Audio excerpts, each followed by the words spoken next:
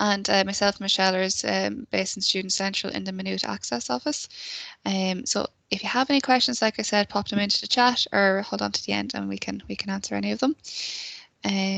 So if you go to Mentimeter, you can go to www.menti.com and use the code 44859377. So Menti is just a way that we get, some interaction with students, and just to get some of your own opinions, feedback, ideas. So the question is, how do you find social situations? And everyone is very different when it comes to social situations. I can be the most social person, and then I can also hibernate for a couple of days. So, Exactly. everyone is. What about yourself, Michelle? Would you be a Yeah, I do like social situations, but I think it's definitely like, you have your like once I've had enough of it, then I just want to leave. So I reach a limit with it. But yeah, I definitely enjoy it. And I suppose it depends on mood as well. If you're really tired, sometimes you just don't want to see people. Yeah, But yeah. exactly. So just that code again is, if you go to menti.com and 44859377. And if you can go ahead and type in some answers. If there's not, oh, there we go. First year group chats, clubs and societies, and friends. Yes, exactly. So how do you? That's certain ways of getting involved with people. And that's always good. And then you can make friends through their friends as well. That's a nice way of getting involved.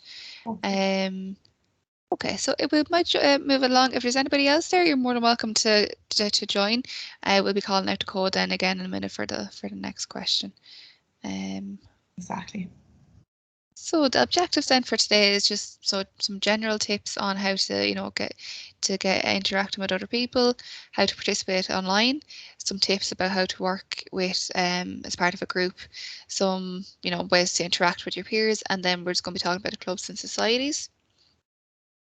So some just quick tips for participating online. Be organised. That's always really important. Find a study space, so somewhere that you can go that's quiet, that you can listen. If you need to interact, that you can, you're in a space that you can talk without disturbing other people. Set up a study group. That's a really good way of doing it. From when I was in the college, we set up a study group for statistics, I think it was, and I'm still friendly with the people I was in that group with. But each group is slightly different, so sometimes you will get friendly, other times it'll just be just a study group, but it is a nice way to interact. Use social media, so that's always important. I think we have a list of them in one of the slides, so we'll go through it then. And then breaks and downtime. That's really important, particularly if you have a lot of lectures are online this semester. It's really important to give your brain, your eyes, everything a rest from looking at the computer. If you are studying, so for ourselves, what we would say do is, every 5 minutes, just move your eyes away from the screen, and it gives them a little bit of a break. And ask questions. That's really important. If it's asking us questions, asking your lecturers questions, friends, peers, whatever it is, ask questions. So I'm going to ask a question now then. So going back to Menti, so www.menti.com, and the code is 44859377. So have you joined Fairplay? So some people have joined some clubs and societies, some haven't. Fantastic. So we would always say join as many clubs and societies as you are interested in, or go along and have a look and see if there's even one that you're interested in. Newt you might have seen some of it yourself, Michelle. They have a really big variety of different clubs and societies. It's brilliant, isn't it? Yeah, I've seen the Tea Society, which is an interesting one. Oh, I didn't know there was. Every time that we talk about it, there's another society I learn about. Society, I know. Fantastic. Well, I was telling everybody go get a cup of tea earlier, so it might be a bad one to join. Yeah. So yeah, that would be, there's have a look on them, see if you're interested in them. So the benefits then of joining a club or society, so you feel part of a community. So that's the one, it's one of the really good things of the different clubs and SOCs that are available in Minute. There is such a big variety that there is areas that should interest a lot of people. So if you're somebody that enjoys a lot of tea, there's that one. I think there's an athletics one. There is the Disney Club, and they're just, you know, three that I can think off the top of my head. So there is a huge variety. Um, then it's a great way to meet new people. It gives an enhanced experience of university. So having that social experience is also really important in college. The academics are important, but your well-being and your happiness are just as important. And then try new interests. So if you always wanted to join a swimming club, or you wanted to give a go at, I'm going to go for athletics again. Now's the time to give it a go, see how you get on. There might be some other ones that you might be interested in, and just have a look and see how you get on. If you felt that you were, you know, feeling nervous about going, that's completely understandable. I'm somebody who still gets nervous about meeting new groups of people. So there is the first day contact. So if you go on to MU Life, scroll down towards the bottom of the page, and you'll see this question apprehensive about attending. If you click on that, we can't get into it because we aren't students, so I can't show you the step by step. But if you click on that, a student from the club or society will be in contact with you, and they will just, you know, they'll give you a call or they'll meet you before the meeting, and they'll welcome you. They'll give you some, you know, support about joining. They might introduce you to a couple of people, and it's just a way to reduce down those nerves. You know, a friendly face when you walk in, and it just makes it a little bit easier. So that's something to think about as well. Um, so yeah, just going into it there is initial connection for students, and then introduce students to the group, ensure they're feeling included, and they can also signpost you to relevant supports and services. So connecting with peers then, so connecting with your peers who you're comfortable with, or when you're comfortable doing so, is a nice first step to get to know each other a little bit better. So we would kind of, there's some areas that we would mention as like attending your tutorials, joining the societies related to your course. So I think there's like ones, I can't think off the top of my head, but I'm nearly sure there's a psychology group. There might be a maths group. So have a look and see if there's ones that are linked to your course. Um, and then keep an eye out for social events. So there might be different things that you could go along to, or different ones that you can get involved with. And then you can also suggest to a classmate who you're friendly with that would like to meet for a coffee before a lecture, would like to go for one after it, and then try and make friends with your roommates or your friends' roommates. The main thing is just being, you know, aware of your own boundaries and another person's boundaries as well. That's really important. Okay, so then, and that's something we mentioned here as well. So connecting with your peers online. So using places like Facebook, Instagram, Snapchat, WhatsApp, TikTok, Twitter, and Discord. There's also Moodle, so the map area. There's, I think, Map My Way. There's Teams. Um, have a look and see how how your classmates are connecting through the different platforms. Um, you know, if you're finding that it's hard to get into Minute, people are still doing their Teams calls, they're still doing chats on FaceTime, things like that, or um, WhatsApp calls, different things like that. And then again, just to mention it, it's important to remember that people communicate differently, and just be mindful of that. That we all have our own communication styles and different comfort levels as well. Okay. And this is really important. So just remember it takes time to make friends. If you haven't made any or many friends, that's completely fine. You're not alone with it. Everyone makes friends in their own time and their own pace. And sometimes it's about, you know, going out of that comfort zone a little bit, joining some clubs or societies. Not even in Maynooth, there might be ones in your local area that you might want to join.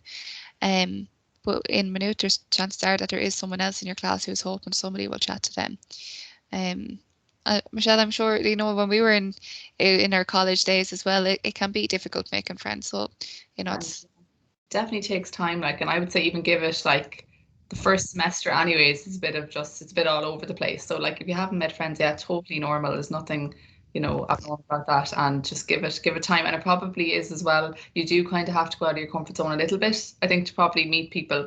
It's a bit uncomfortable, a bit awkward, but it would pay off, like, you know. yeah. So definitely. And give yourself that time. Like we have had basically 2 years where we have been interacting with the same people every day, Yeah. not getting to see other people, not really getting to interact with other people. So we're all learning, we're all readjusting. People are a little bit nervous about getting back into the social side of things. And of course, you have to be mindful at the minute of following the guidelines and everything. But just give yourself that time and that space. Don't put pressure on yourself. And yeah. Okay. So does anybody else have any more ideas on how to connect with your peers? So going back to menti.com, 44859377.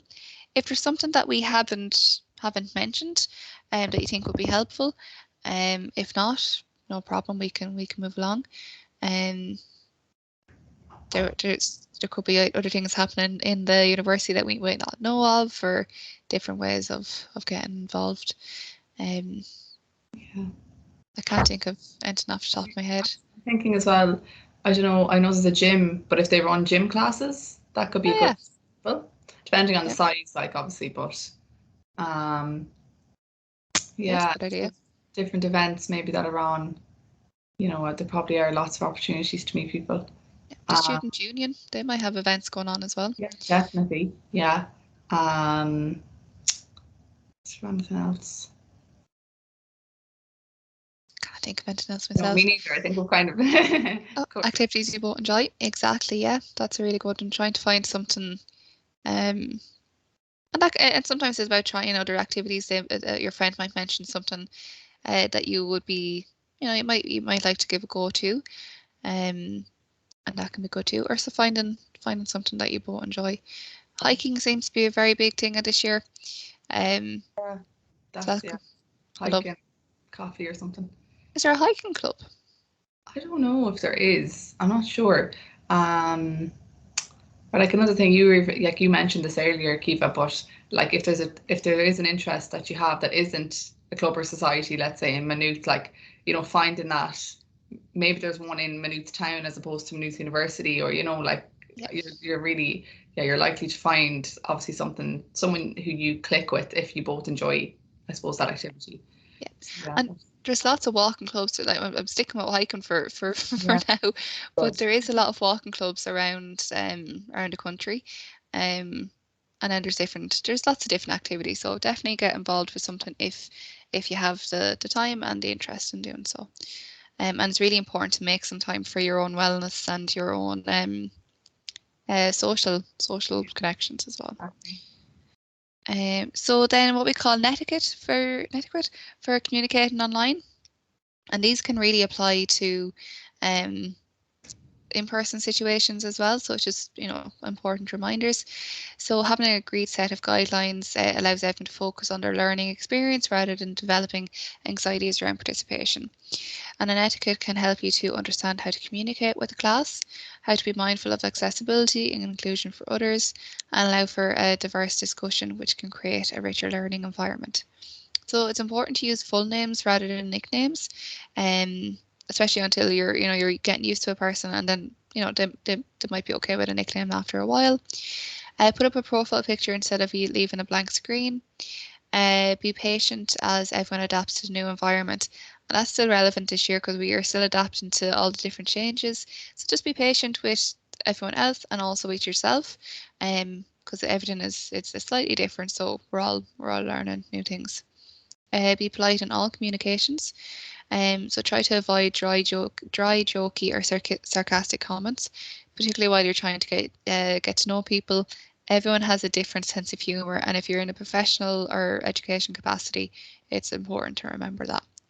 Avoid using all caps in communication because this is seen as shouting. So just remember to do the first letter capital and so on.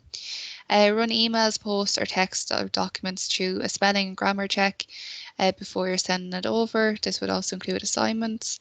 Um, Even for ourselves, sometimes if we're sending an email, we'll check in with each other and say, does that read okay? Because I might understand it. Whereas if Michelle can't understand it, then it's important to phrase it differently. Um, Make your communications short, clear, and concise. Be polite when requesting information or contributions from others, and that includes to your lecturers as well. Keep contributions brief and meaningful in written and spoken environments, and gather documents or posts that you will need to support your contributions during live discussions. So if you have to, you're doing a tutorial online, have the stuff in front of you that you need, or highlight the area that you want to talk about, that kind of thing. If I can There we go. So setting up a study group then as well. So who will be in the group? You could have 3 to 6 people. Decide what the purpose of the study group is. So ask each person what they want to get out of the group. Decide when you're going to meet. What will you cover? Is it a mix of study and social? So you might do 40 minutes of studying statistics, and then you might go for a 20-minute break, and you might go back for another 40 minutes. So there's different ways of doing it. Stay focused to minimize drama. And then just to mention that there is the maths drop-in hours and support centre. So if you're finding maths difficult, there is groups, there's the maths support centre, so do drop in there. There's also the academic writing centre. Those sessions are still online. I'm actually not sure with the maths support centre. Are they online or are they open in person? I'm not sure. Possibly, could be both. I'm not sure though. I'm not sure off the top of my head now either. If anybody does know, you're welcome to pop it into the chat. If not, it's available on their website anyway. So sometimes working in groups can be difficult. There's different personalities, people have different timetables, people have different expectations. So working online also presents its own challenges. So trying to get motivated, people get easily distracted online as well. It's easier to go on and start looking at ASOS or whatever it is that you're looking at, rather than sitting down and actually getting your essay done. But or sitting down and chatting, whatever it is. So just be mindful of that. So then some extra tips. So communication is key. So set out what your goal is. Put everyone have like a clear role. Plan the assignment together so everyone gets to contribute. Set provisional group deadlines. So if your assignment is due the first week in January, put in times that you need to get. Okay, we want to get the introduction done for the last week of November, or that you want to have the full draft done the week before so that you can go over it as a group and submit it then on time. Organise regular check-ins and meetings. So this has the dual purpose of you get to social activity, you get to meet with your peers, and then you get to get some more of the work done. And like we said, set a final review deadline in advance of your assignment deadline. That's really important because when you come together to go through the work, there will be parts that you might not be happy with, or trying to get the phrasing consistent throughout, because everyone has their own style. So fear of participating, this is also completely normal. I always have a fear of public speaking, and that's just it's something that 74% of people will have a fear of public speaking. It's ranked as the #1 fear in a recent survey. And we do have like an automatic nervous system response, and it's the fight or flight. So our mouths get dry, the adrenaline spikes, our voice starts shaking. You might notice your hands shaking, your heart rate might increase. So it's important to recognize that and then activate the parasympathetic nervous system. So slow your breathing back down. This helps with reducing your heart rate, and it helps you to kind of recognize that the perceived threat is your nerves, as opposed to that you're not actually in danger. There isn't something that you need to fight or run away from. So take your deep breaths, take a sip of water, get fresh air if you're feeling overwhelmed. So the next question then is on back to Menti. What would you do to prepare yourself for public speaking? What about yourself, Michelle? Is there anything that you like to do to?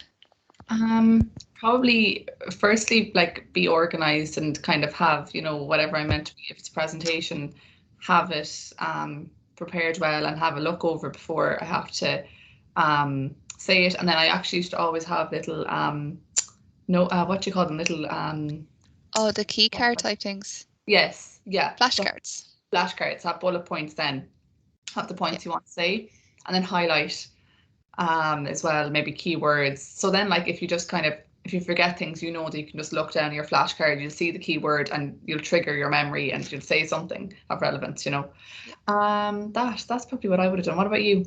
Yeah, but the person here just put in practice. That Yeah. is, I would practice quite a few times.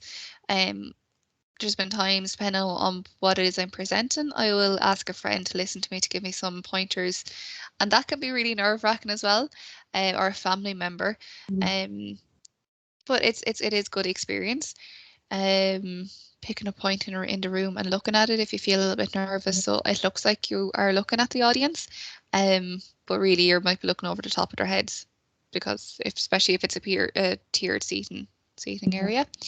Um, and then change it around. So have a couple of points so that you're not just looking at the one area. Um, but yeah, perfect. And thinking of what you will say, that's really important. So having your speech, your blurb ready, um, it makes it a little bit easier. Um, okay. Sorry now if that screen has gone a little bit too dark. Um, so why am I so nervous? So examples of what we might be thinking. Will I look or sound nervous? Will I mess up what I'm trying to say? Will I get a mental block? Will people sense I'm not confident? What will people think of me? And they might think about times that you presented in the past and it didn't go well. And this is all completely nervous, which is a good example, completely Yeah. normal. And if you mess up something you say, that's like I just said, that's completely fine. That happens. Yeah. Um, I do it often. My brain goes a little bit quicker, and the wrong word will come out, and that's okay. It's just about recognizing it and moving forward, taking a deep breath, and correcting yourself and moving forward.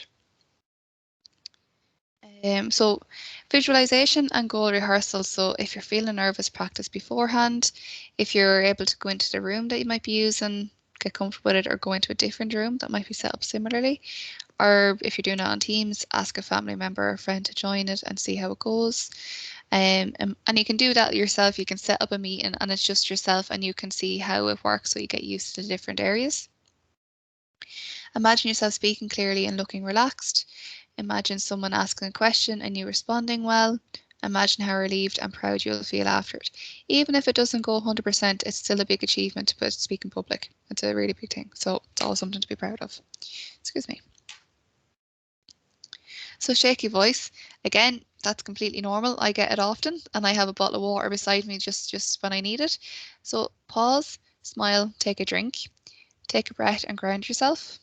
Slow down and speak the next sentence strongly. So just remember everyone that you'll meet who, even if they're good at public speaking, they had to start somewhere as well. So it takes a lot of time, takes a lot of practice, and just remember these tips when you're doing it. So grounding exercise, so we'll mention this briefly, but we will be doing well-being skills and this will be in it. I think it could be next week or the week after that we're doing the well-being webinar. So this grounding exercise will be in it, but this just engages your senses. So before you go to do a presentation, just have it take a deep breath and notice 5 things you can see in the room around you. Think of 4 things you can feel. So it might be your back against the floor or back against the chair, back of the chair, or your feet against the floor. 3 things you can hear. So I can hear my computer, can hear the trees outside. 2 things you can smell. You might not be able to smell anything, and that's okay. So it's 2 of your favorite smells. So that could be freshly cooked grass, or it could be the smell of new or fresh baked cookies. And 1 thing you can taste. And Michelle will tell you I always go to chocolate, so that will be uh, the 1 thing when I do this grounding technique, I will just visualize the taste of chocolate. Or yeah, so that's something just to briefly remember. And confidence, it's all about faking it. Keeping if you're not feeling confident inside, that's okay. Like I'm not always the best with public speaking, but I'll come onto these and I will keep going. Um, and and fake it until I get a lot more confident with it. What about yourself, Michelle? Would you find that you do the same for public speaking? Yeah, definitely. I suppose you kind of have to just, yeah, try and fool people really into thinking that you know what you're doing, even if you don't, and hope that works. Yeah, Yeah, and as well, kind of remember that most likely most people who are even looking probably they aren't that interested in whether, if you make a mistake, they won't even really remember you made a mistake, so there's that. yeah. And it's a funny thing if you make a mistake, other people kind of go, "Oh, that's okay. I did that Yeah, too." exactly. So that's all part of it. Yeah. So again, going back to faking it, stand tall, open your chest, so put your shoulders back. Gestures, so I talk with my hands a lot, and you can do that a little bit. Move around, vary your tone, so don't just use the same one voice. Try engage it, try make it engaging for the people around you. Smile, so make that helps. If you're smiling, even if it's a nervous smile, it makes people feel that you're a little bit more confident in what you're presenting, and then make eye contact. So even if it's just one or two people you're comfortable with, it's always helpful to make a little bit of eye contact. So takeaway points then. So preparation is key. Um, Attending things like the first day contact, or not attending, sorry, linking in with the first day contact, joining your clubs and societies. Think about setting up a study group. Reframe the anxiety. So again, faking it until you can make it. So, okay, I might not be confident in this, but I'm going to try. I'm going to be prepared about it, so I'm going to come across as being confident. And then use different techniques to help you feel better. So if you're in online, you might want to use like a stress ball, or you might have a fidget, or sometimes I use just a pen or something, and I'll just have it in my hand, and you might not be able to notice it, but it gives me something else to focus on. So I think at that point we're finished up. If there's any, if Michelle, if you want to finish up recording, Yeah, no problem. and perfect. If anybody has any questions, now's a good time to ask. You're welcome to throw them into the chat.